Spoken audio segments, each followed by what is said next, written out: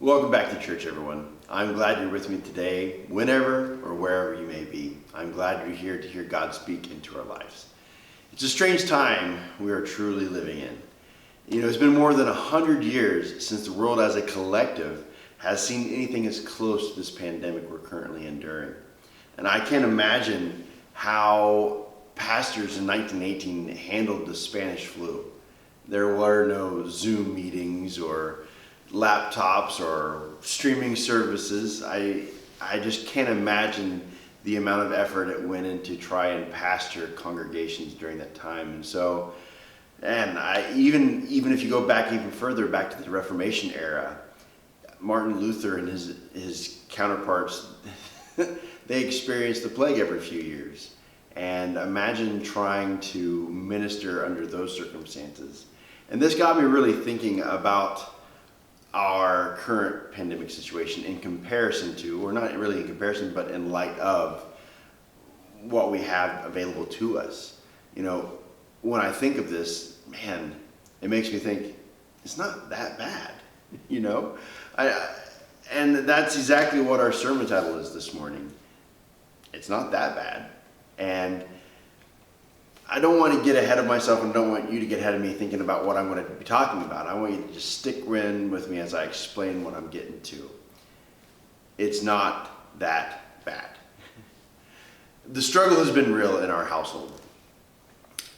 There are 7 of us on a daily basis that are there pretty much all day. And getting the house clean and keeping it clean has been a chore. And now that Becca's home, there's 8 of us in our little itty bitty house. And let me tell you, there are some days that are better than others. Most days I feel like I am a cartoon character and I accidentally bumped into the giant wall aquarium and I'm trying to plug the hole with one finger while 10 other holes are popping up. And so I'm now laying sideways on top of it, trying to keep the water inside of it. That's what it feels like. It's a daily battle to try and keep things organized and clean and kids entertained and all these things.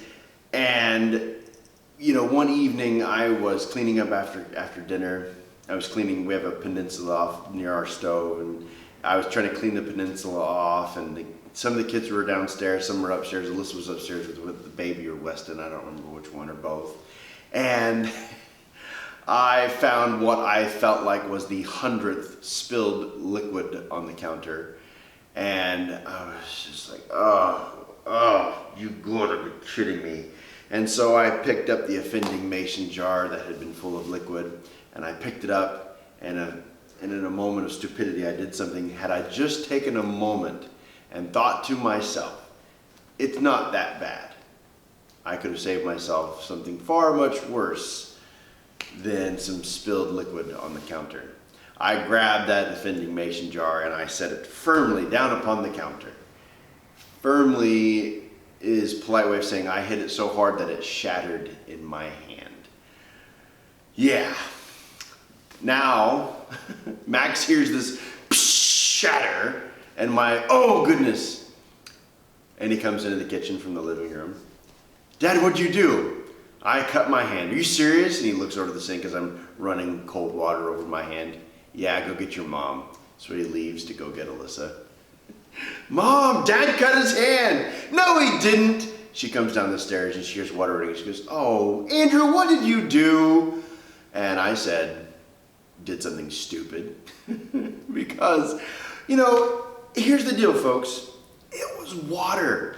It wasn't milk. It wasn't sugary soda or some sugary Kool-Aid mix. It was water. It was no big deal, but I made such a big deal out of it and I allowed it to get in me, and I was upset, and I did something stupid. And I didn't just cut my hand a little bit. Oh no, if I'm going to do something stupid, I might as well do it the full way. I mean, no half measures here. Let's get it done for real.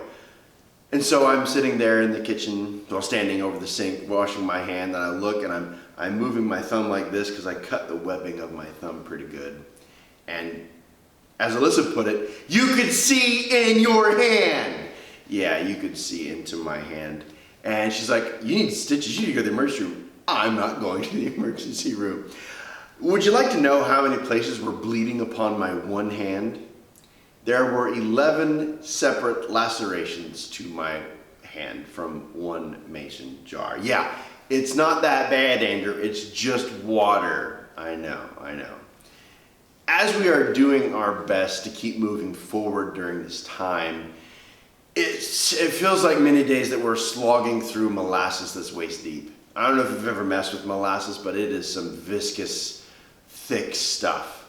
And sometimes it feels like we are trying to slog our way through a giant pool of it that's waist deep. Sure, we can get through it as long as we don't fall down, and as long as we take frequent breaks, and as long as you're not in a hurry, we'll get through it. And this last week that is all the goings on has really gotten me thinking about Daniel. And the guy didn't have it easy. He really didn't. Let me just give you some insight and story about Daniel.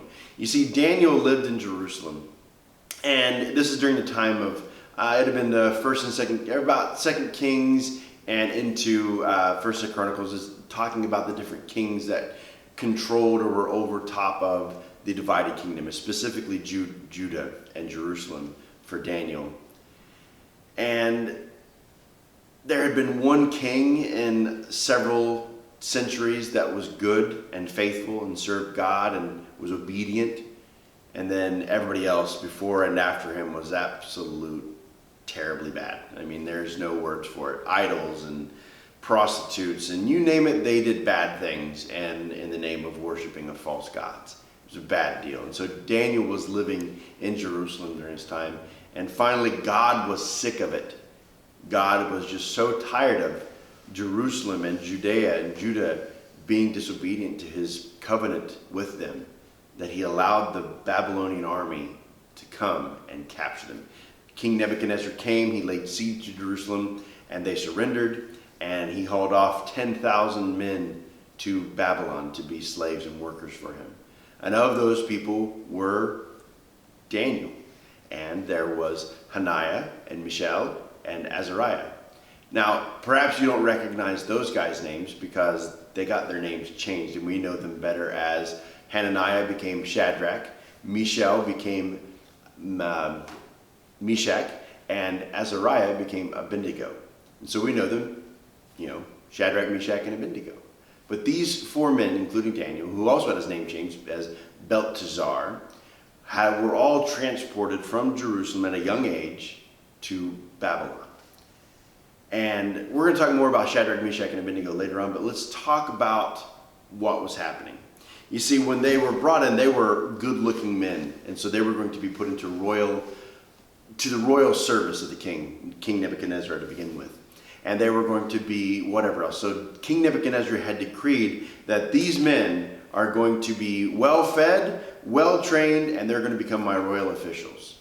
And as part of that perk package, you get to eat the king's food. Now, I'm guessing the king ate pretty well, but there was this one small, tiny caveat of the king's food. You see, the king ate the portions of food that were sacrificed to false gods. And that just didn't set well with Daniel and Shadrach, Meshach, and Abednego. Because due to the Torah, you were not to eat food that had been, a portion of it had been given to a false god. So the wine, the meat, the food, all this had been given in portion to some pagan god of the Babylonians. And they were like, no, we can't do it. We can't do it. They couldn't have the meat that was burnt on the altar for some false god. They couldn't have the wine that was poured out as a drink offering to some false god. And so what did Daniel do? I love what Daniel does. He says in Daniel chapter 1, verses 8 and 10, it says, "But Daniel resolved not to defile himself with the royal food and wine, and asked the chief official for permission to defile himself this way. Now, God had caused the official to show favor and compassion to Daniel.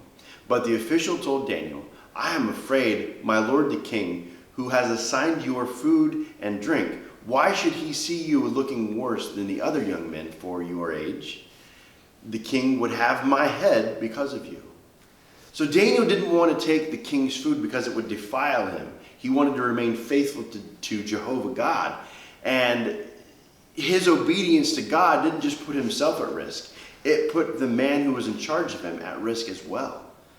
And I can't help but marvel at his conviction to remain faithful under penalty that could literally quite take his head. But yet that is exactly what Daniel does. He remains faithful to God, and he makes a deal with the official. He said, put me on a diet of vegetables and water. That is what we would call modern day kosher. That is acceptable to God for us to eat. And put it to the test. We will agree for a 10-day period.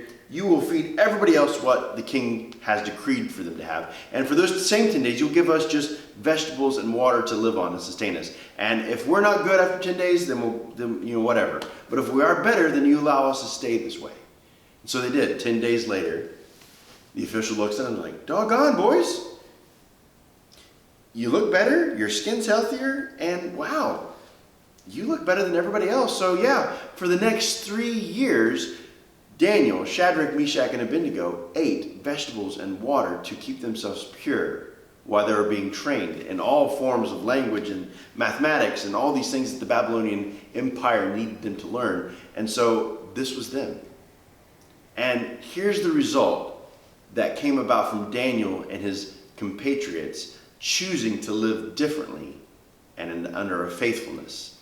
Daniel chapter 1 verses 15 through 17 says this. At the end of the 10 days, they looked healthier and better nourished than any of the young men who ate the royal food. So the guard took away their choice food and the wine they were to drink and gave them vegetables instead. To these 4 young men, God gave knowledge and understanding of all kinds of literature and learning, and Daniel could understand visions and dreams of all kinds. So they spent 3 years being blessed by God because they were faithful. They become the wisest men in the royal courts because of God blessing them because of their faithful obedience to him. And I love what happens when the king sees them. Let's look at Daniel 1, 18 through 20. At the end of the time set by the king to bring them into his service, the chief official presented them to Nebuchadnezzar. The king talked with them, and he found none equal to Daniel, Hananiah, Mishael, and Azariah. So they entered the king's service. In every matter of wisdom and understanding about which the king questioned them, he found them 10 times better than all the magicians and enchanters in the whole kingdom. They were the best of the best of the best, sir. If you get that movie reference, congratulations. If not, it's okay. But they were the best of the best because of God poured out his blessings on them because of their obedient faithfulness to him. And here's the first lesson I want us to get as we're examining this book of Daniel. When we remain faithful, God blesses us. Again, when we remain faithful, God blesses us. And that is the truth. If you have to go against the normal in order to stand and to be faithful to God, to your convictions as a follower of Jesus Christ, God doesn't just abandon you. He blesses you. He stands with you to keep you strong in the face of opposition against what you stand for. This is not just a single occurrence in the Bible. This takes place all the time. And in fact, it takes place 2 more times in the book of Daniel alone. This holds true that God is with us even when we are standing against the normal. In chapter 3, King Nebuchadnezzar builds this massive golden statue. I mean, it's quite spectacular. 60 cubits, like 96 feet tall or something along those lines. It's quite magnificent. Gold, yeah, it would have been like something else and layered in gold, but still pretty impressive for the time. And he puts it in this big area, and he decrees that when the music starts, guys, everyone is going to worship this idol, because I have made this idol for us all to worship as a nation. Didn't matter what language you spoke, where you were from. When all the music started playing, everyone is to bow on their knees and worship the statue that I have made, King Nebuchadnezzar decrees. Here's the thing. If eating the king's food was a no-go, how much more so would worshiping a false god be a no-go? I'm guessing it's pretty safe to say that they want nothing to do with worshiping. And so the Jews, they didn't do that because they knew that was absolutely 100% wrong. And some of the other royal officials tattletailed on the Jews for being, well, Jewish. So they went to King Nebuchadnezzar, like, King Nebuchadnezzar, have you not decreed that we are all to worship when all the music plays? Well, yes, we are. Well, didn't you know it? Those dirty Jews over there, they didn't do that. What are you going to do about it? He becomes so enraged because they had defied the king. And so the King Nebuchadnezzar says, you bring me Shadrach, Meshach, and Abednego. I'm going to have a conversation with those guys. And so he brings them over, and the king just threatens them, like, look, either you worship the statue like I told you to, or I'm going to throw you in the fiery furnace. And I love their response to this threat from the king. You can find their response in Daniel chapter 3, verses 16, 17, 18. Let me read them to you. Shadrach, Meshach, and Abednego replied to him, King Nebuchadnezzar, we do not need to defend ourselves before you in this matter. If we are thrown into the blazing furnace, the God we serve is able to deliver us from it, and he will deliver us from your majesty's hands. But even if he does not, we want you to know, your majesty, that we will not serve your gods or worship the image of gold you have set up. Oh man. So they were like, hey, either God's going to deliver us, and even if he doesn't, we're still not doing what you asked us to, because that is against what we believe. It is against our God whom we serve. And man, did Nebuchadnezzar lose his stuff. Man, he lost his cool. He flew into a rage. He said, you know what? That's it. Heat the furnace to 7 times hotter than normal. In fact, bring me my strongest guards, and we'll bind them together. And you men who are the brutes of our army forces, you carry those schmucks into the fire and toss them in there. The fire was so hot that the men who threw Shadrach, Meshach, and Abednego into the furnace died themselves. That's how hot the furnace was. And Nebuchadnezzar, sitting on his throne, all smug and happy that he had, I'll show those guys. He didn't show those guys at all. In fact, he hops up off his throne, and he looks through the fire and says, wait, I thought we threw 3 guys in there. We did. Why do I see a 4th one? He says, look, I see 4 men walking around in the fire unbound and unharmed, and the 4th looks like a son of the gods. He was seeing an angel. He was seeing somebody sent by God to protect Shadrach, Meshach, and Abednego in the fiery furnace. The furnace that was so hot that killed the men who threw them in. He sees that they're fine. I love it.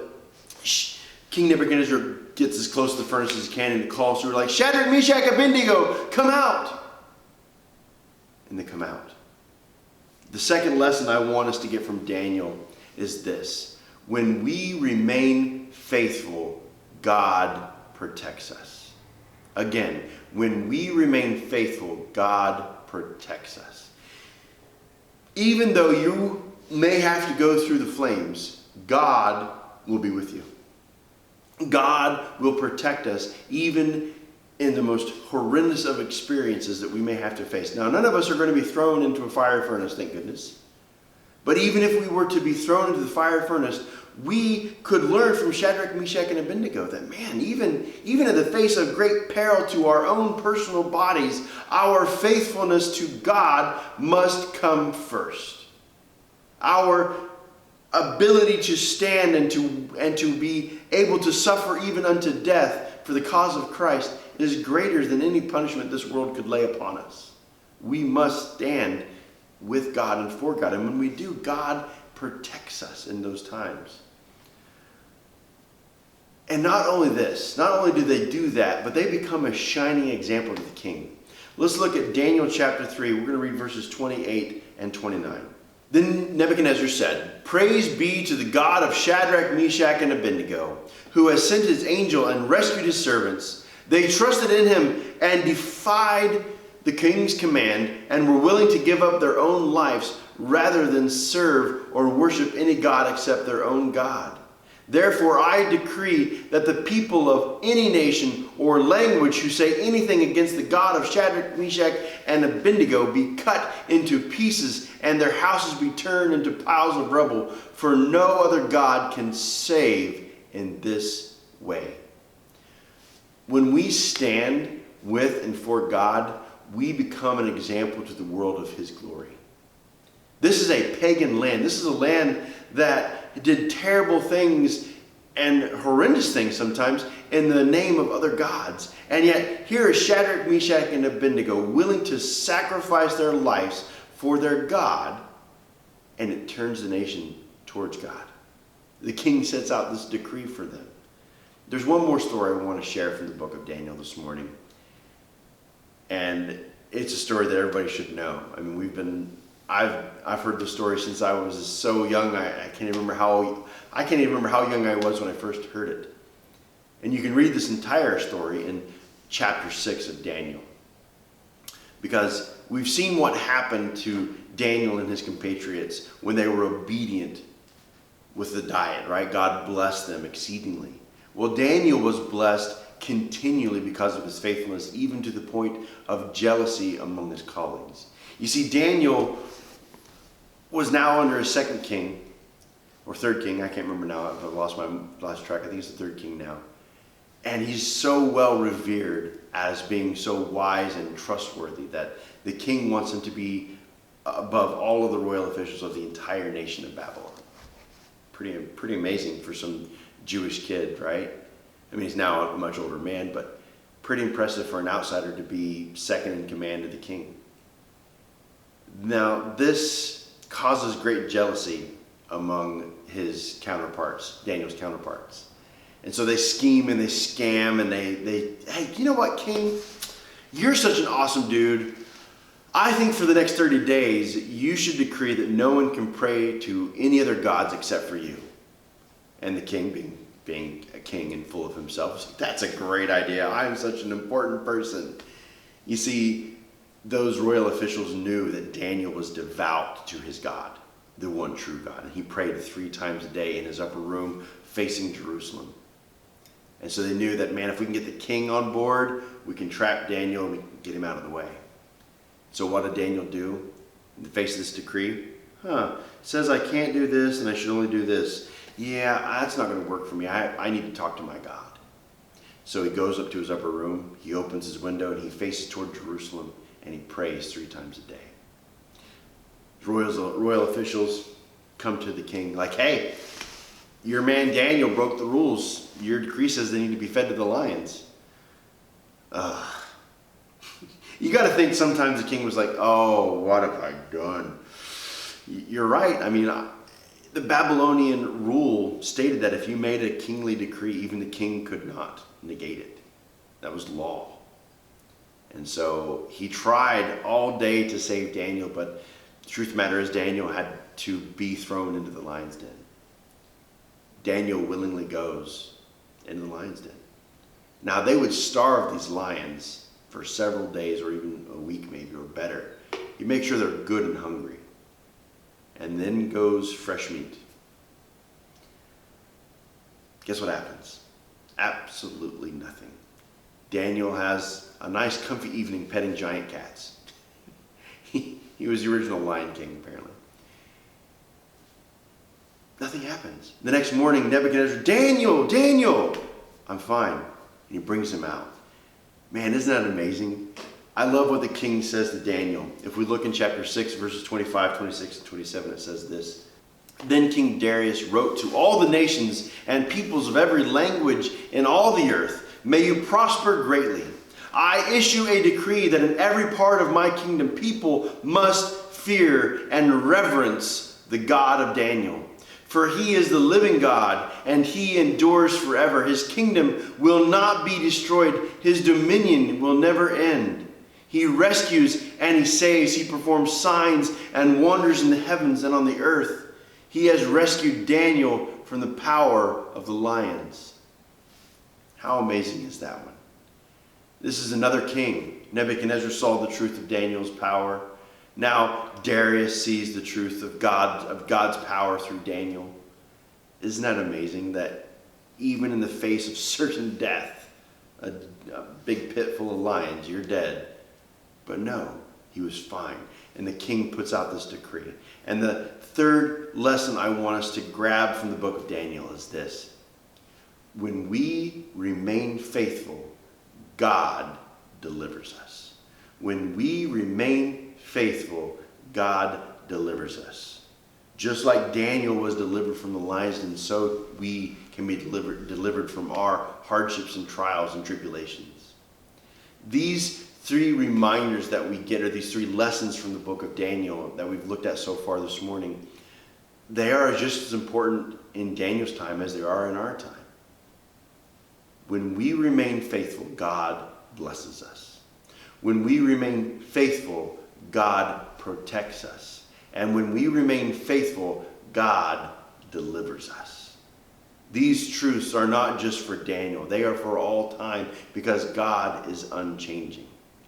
It is whom we serve, a God that will bless us, protect us, and deliver us.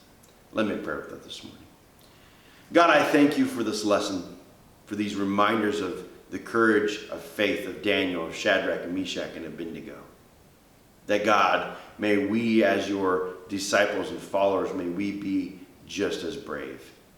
May we strive to display your wonders and amazing things and powers in this world in ways that we don't even understand. God, give us the strength to do just that. That we, in our faithful obedience to you, be a shining example to those around us. And God, may we too shape the world around us with that faithful obedience. God, we love you, we praise you, we ask all of these things in Jesus' name. Amen. Don't go anywhere. Stick around for communion time.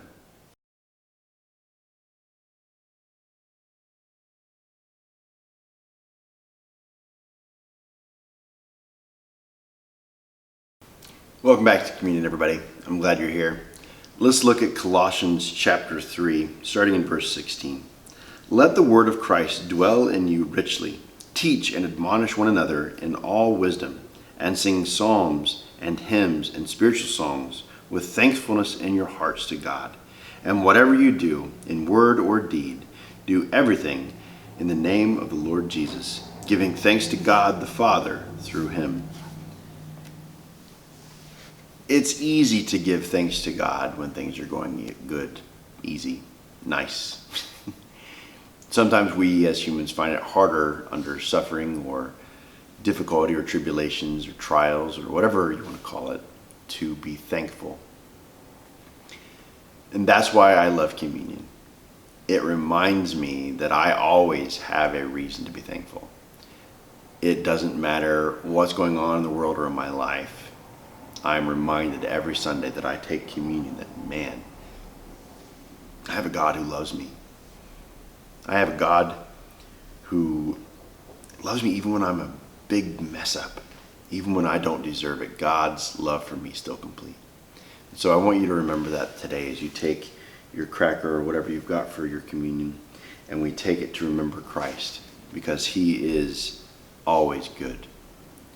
And we can always come before his throne with thanksgiving in our hearts because of the forgiveness we have through his son, Jesus Christ. Let's take the bread together.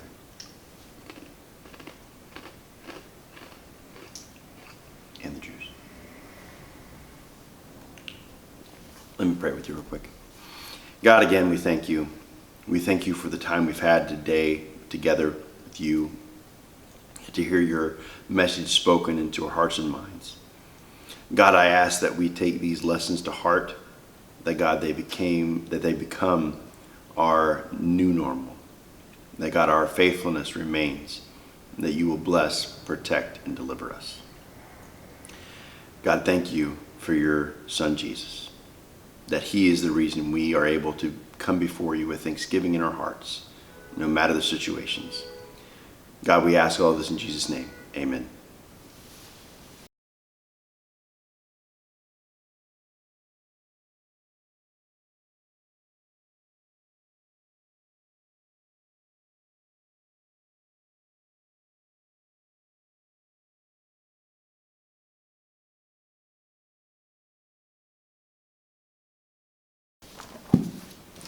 Honk, honk, honk. What the heck?